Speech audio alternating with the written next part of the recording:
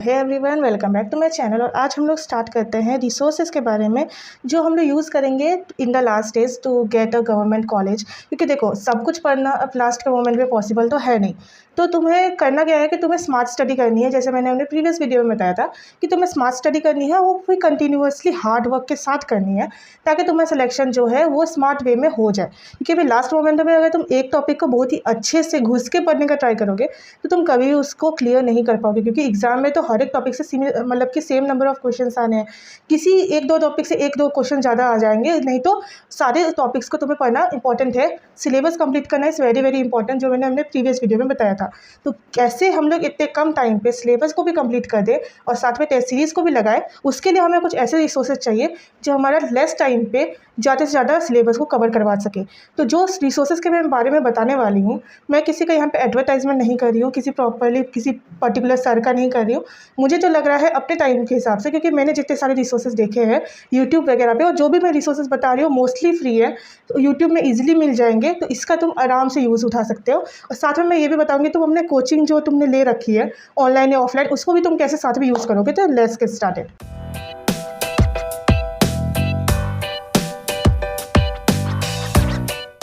तो हम लोग पहली बात करते हैं वन शॉट लेक्चर्स की। जो ये तो तुम्हें पता है कि अगर तुमने कोई टॉपिक या कोई चैप्टर बिल्कुल भी नहीं छुआ है तो तुम अभी उसको लेंदी वे में नहीं पढ़ सकते कि तुम उसको आराम से 4-5 दिन दे रहे हो एक चैप्टर पढ़ने में, वो तो तुम नहीं कर सकते। तो तुम्हें क्या करना है, तुम्हें वन शॉट लेक्चर्स करने हैं उसके। क्योंकि मोस्टली मुझे पता है कि ये वीडियो ड्रॉपर्स देख रहे होंगे, तो ड्रॉपर्स को ऑलरेडी एक बेसिक आइडिया होती है उस चैप्टर के बारे में। तुम्हें बस उसको क्या करना है, वन शॉट लेक्चर से कंप्लीट कर देना है, जितना जल्दी हो सके उतना जल्दी। तो वन शॉट लेक्चर्स प्रीफर करो, लेंदी लेक्चर्स प्रीफर मत करो। अब वो वन शॉट लेक्चर्स तो तुम चाहे किसी भी सर का प्रीफर करो, अपने कोचिंग में खुद तुम्हारे वन शॉट लेक्चर्स चल रहे होंगे अभी, या फिर तुम ऑनलाइन भी कोई भी वन शॉट लेक्चर जो तुम्हारे फेवरेट सर मैम है उनसे प्रीफर कर सकते हो। इसमें तुम्हारा अपना चॉइस है। सेकंड जो मैं बताऊंगी फिजिक्स के लिए PYQ सॉल्यूशंस काफ़ी ज़्यादा इंपॉर्टेंट है। क्योंकि तुम फिजिक्स में अभी क्या कर सकते हो, अभी पूरा वर्कबुक है पूरा का पूरा वो नहीं सॉल्व कर सकते। जो तुम्हें DPPs मिलते हैं, डेली प्रैक्टिस पेपर्स मिलते हैं, ये सब तुम सॉल्व नहीं कर सकते अभी। तो तुम्हें क्या करना है, अभी तुम्हें PYQs पकड़ने हैं। क्योंकि तुम्हें पता होना चाहिए कैसे क्वेश्चंस आते हैं, किस फॉर्मूला से बेसिकली ज़्यादा क्वेश्चंस आते हैं। और तुम्हें फॉर्मूला सिर्फ उतने याद नहीं होने चाहिए, तुम्हें फॉर्मूला तो सारे याद होने चाहिए। प्रैक्टिस उस फॉर्मूलाज की ज़्यादा करनी है जो ज़्यादा बार रिपीट हो रहा है, राइट। तो तुम्हारा क्या होगा कि कोई चैप्टर छूटेगा नहीं। तो फिजिक्स में स्मार्ट वर्क करने का यही तरीका है कि तुम PYQs पकड़ो। तो PYQs समझाने वाला भी कोई इंसान चाहिए जो तुम्हें PYQs को ईजिली वे में समझा सके। तो मुझे सबसे अच्छा लगता है एंड गेम, जिसका प्लेलिस्ट का लिंक भी मैं बायो में डाल दूंगी। तो मैं सारा का सारे रिसोर्सेज मेरे बायो या भी मेरे टेलीग्राम चैनल में मिल जाएगा। वहाँ पे मैं पर्सनल मेंटरशिप भी प्रोवाइड करती हूँ, वो भी फ्री ऑफ कॉस्ट। अगर तुमको मुझसे पर्सनली कुछ बात करनी है, कुछ प्रॉब्लम शेयर करनी है, अपने मन की प्रॉब्लम बतानी है, तो तुम वहाँ पे मुझसे कॉन्टैक्ट कर सकते हो डायरेक्टली। मैं तुम्हें डायरेक्टली वहाँ पे आंसर करती हूँ। तो तुम उसको भी ज्वाइन कर लेना। टेलीग्राम चैनल का भी लिंक नीचे डिस्क्रिप्शन में दिया हुआ है, और साथ में सारे रिसोर्सेज भी मैं डिस्क्रिप्शन प्लस अपने चैनल दोनों जगह पे डाल दूँगी। तो यहाँ पे ये एंड गेम है जो मुझे बहुत ईजी लगता है, क्योंकि ये प्रीवियस 30 ईयर्स के मतलब PYQs को ईजिली वे में चैप्टर वाइज करके इन्होंने पूरा का पूरा प्लेलिस्ट निकाला है, जो काफ़ी पुराना प्लेलिस्ट है पर अभी तक बहुत ज़्यादा फेमस है। क्योंकि वो बेसिकली वो तुम्हारे पास पहले वो फॉर्मूलाज बताते हैं, वो टॉपिक्स बताते हैं जिससे PYQs बने हैं, और फिर वो PYQs को सॉल्व करके दिखाते हैं। तुम्हें फॉर्मूलाज का लिस्ट भी दे देते हैं पहले ही, और साथ में फिर वो PYQs को सॉल्व करके भी दिखाते हैं। तो मुझे लगता है कि अगर तुमको कोई सोर्सेस नहीं मिल रहा है अच्छा, जहाँ पे तुम PYQs को देख सको कि कैसे उसके सॉल्यूशंस है फिजिक्स के, तो तुम इसको प्रीफर कर सकते हो मेरी तरफ से।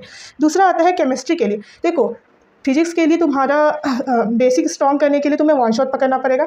अगर तुम्हें ऑलरेडी बेसिक्स आते हैं तो तुम उसके फॉर्मूलास रख लो, और प्रैक्टिस के लिए तुम्हें PYQs प्लस टेस्ट सीरीज पकड़ना पड़ेगा। That's it. इससे ज़्यादा तुम अभी कुछ नहीं कर सकते हो। तो बस इतने पे ही भरोसा रखो, इसी को करते जाओ। आते हैं केमिस्ट्री में भी वही, अगर तुम्हें बेसिक्स करने हैं तो तुम्हें वन शॉट पकड़ना पड़ेगा। अब चाहे तो तुम किसी भी टीचर का पकड़ लो, वो तुम्हारे ऊपर तुम्हारा चॉइस रहेगा। विशाल तिवारी सर भी अच्छे, जिनसे मैं पढ़ा करती थी, क्योंकि वो बहुत पहले से अच्छे टीचर है। वो काफ़ी इजी वे में समझाते हैं, बट उनका लेक्चर्स थोड़ा लेंदी होता है। तो तुम देख लो, अगर तुम उनके लेक्चर्स देख सकते हो तो इट्स वेल एंड गुड है। नहीं तो और भी काफ़ी सारे सर हैं जो तुम ट्राई कर सकते हो। PW के हो गए या फिर LN के हो गए, कहीं के भी सर काफ़ी अच्छे हैं। अगर तुम्हें जिस टीचर से समझ आ रहा है उस टीचर को पकड़ो, जिस टीचर से तुम साल भर पढ़ते आ रहे हो उस टीचर को पकड़ो उनके, लेकिन वन शॉट को पकड़ो और वहाँ से अपना सिलेबस को कंप्लीट करो केमिस्ट्री का। बाकी बचता है BWise टेस्ट सीरीज। मैं क्यों बोल रही हूँ, क्योंकि जो BWise है ना, इसने एक बहुत ही अच्छी काम की है। इसकी टेस्ट सीरीज थोड़ी मतलब कि इसमें तुमको अपना थोड़ा सा इन्वेस्टमेंट लगाना पड़ेगा, बट ज़्यादा इन्वेस्टमेंट भी नहीं लगाना पड़ता है, सस्ता ही आता है ये। इसके फुल सिलेबस टेस्ट सीरीज लेना, पहली बात तो पार्ट वाइज मत लेना, फुल सिलेबस लेना। और उसके बाद क्या करना, वो 10 या 20 तुम्हें 15 as a full syllabus test देंगे। अगर तुम्हारे पास टाइम नहीं है, तुम टेस्ट को अटेम्प्ट कर नहीं पा रहे हो, तो एटलीस्ट उसके वीडियो सोल्यूशन जरूर से जरूर देखना, क्योंकि उस वीडियो सोल्यूशन में स्टार्टिंग में तो पहले वो ये बता दे कि कौन से इंपॉर्टेंट क्वेश्चन है जो तुम्हें बाद में रिवाइज करने हैं। साथ में वो पूरे सॉल्यूशन के साथ साथ तुम्हें पूरे का पूरा कंसेप्ट समझा देते हैं। मतलब वो सिर्फ उस क्वेश्चन को नहीं समझाते, उसके आंसर को नहीं समझाते, उससे रिलेटेड सारे के सारे कॉन्सेप्ट समझा देते हैं। तो एक तरह से तुम्हारा शॉर्ट में ही पूरा केमिस्ट्री रिवाइज हो जाता है। अगर तुमने केमिस्ट्री में बहुत ज़्यादा वीक होना और तुम्हें लग रहा है कि नहीं मेरा कुछ नहीं हो सकता, तो एटलीस्ट डू दिस, एटलीस्ट तुम ये 10 वीडियो सोल्यूशन रट लो। मतलब सीरियसली इसमें जितना कुछ भी बताया गया है सबका सब रट लो। अगर इतना भी कर लोगे ना, तो तुम्हारे केमिस्ट्री में बहुत अच्छे मार्क्स बन जाएंगे। तो ये मतलब रामबाण है उसके लिए जिसको पहले केमिस्ट्री में उससे बहुत ज़्यादा डर लगता है। तो मैंने फिजिक्स का भी बता दिया, जिसमें को बहुत ज़्यादा डर लगता है, समझ नहीं आता कि अभी लास्ट मोमेंट में कौन सा सॉल्यूशन, मतलब कितना क्वेश्चन सॉल्व करें एंड ऑल। तो PYQs कर लो और PYQs का भी सॉल्यूशन देख लो, अच्छे से समझ लो कि कैसे सॉल्व किया गया है। और प्रैक्टिस के लिए तुम test series, full syllabus test series लगाओ, इससे ज़्यादा कुछ मत करो। बाकी तुम केमिस्ट्री के लिए भी VYS का टेस्ट सीरीज या तो लगा सकते हो तो वेल एंड गुड है, अच्छी बात है। और नहीं भी लगा सकते हो तो एटलीस्ट उसका वीडियो सॉल्यूशन देख लेना। आते हैं बायोलॉजी में। तो बायोलॉजी में तुम्हारा अगर किसी को ऐसा दिक्कत है कि सबको ही बोलते हैं NCERT से आता है क्वेश्चन, लेकिन दिक्कत ये होती है ना कि NCERT अभी लास्ट मोमेंट पे पूरा का पूरा रटना, अगर तुमने पहले से नहीं रटा है, इट्स वेरी डिफिकल्ट। तो इसी वजह से ऊपर से काफ़ी कंफ्यूजिंग भी हो जाता है। तो इसको सॉल्व करने के लिए मुझे KV एजुकेशन का ये बहुत ही अच्छा लगता है। यहाँ पे भी मैं बता रही हूँ कि एडवर्टाइजमेंट नहीं कर रही हूँ, मुझे जहाँ तक जो बेस्ट रिसोर्सेज लग रहा है मैं उन्हीं का नाम ले रही हूँ।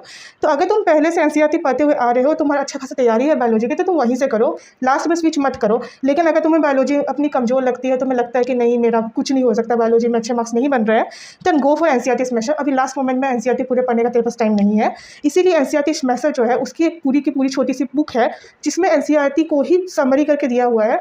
उसमें जो बहुत ही ज़्यादा क्वेश्चंस रिपीट होते हैं, जिस टॉपिक से बहुत ज़्यादा क्वेश्चंस आते हैं, सिर्फ उसी को दिया हुआ है। और साथ में इनके जो चैनल है उसमें उन्होंने इसका निमोनिक तक बताया हुआ है कि इसको रटने का क्या तरीका है। तो मतलब कि तुमको एक तो शॉर्ट में तुम्हें बहुत सारा नोट्स भी मिल रहा है और साथ ही साथ में तुम्हें इसका निमोनिक तक मिल रहा है कि तुम्हें कोई टॉपिक डिफिकल्ट लग रहा है रटने में, तो तुम वहाँ से आराम से उसको याद भी कर सकते हो। तो it's a very very good thing जो तुम लास्ट मोमेंट में तो आराम से कर सकते हो, अगर तुमने अभी तक बायोलॉजी में तुम्हें कॉन्फिडेंस नहीं आया है तो।